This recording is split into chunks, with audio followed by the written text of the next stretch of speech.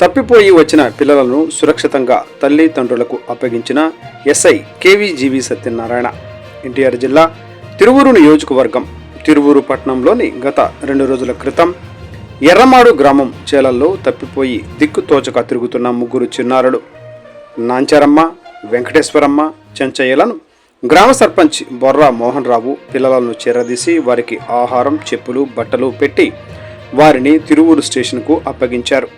పిల్లలు వారి వివరాలు చెప్పలేకపోవడంతో ఎస్ఐ కేవీజీబీ వారి వివరాలు సేకరించే క్రమంలో పిల్లలను స్థానిక పరిపూర్ణ ఆశ్రమం నిర్వాహకులు సిరికొండ నాగేశ్వరరావు గారికి ఫోన్ చేసి పరిపూర్ణ ఆశ్రమంలో ఉంచి వారి కుటుంబ సభ్యుల వివరాలు తెలుసుకున్నారు.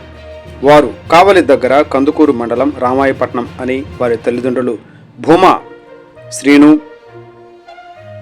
లచ్చమ్మ అని వివరాలు సేకరించి ఈరోజు వారికి పిల్లలను సురక్షితంగా అప్పగించడం జరిగింది.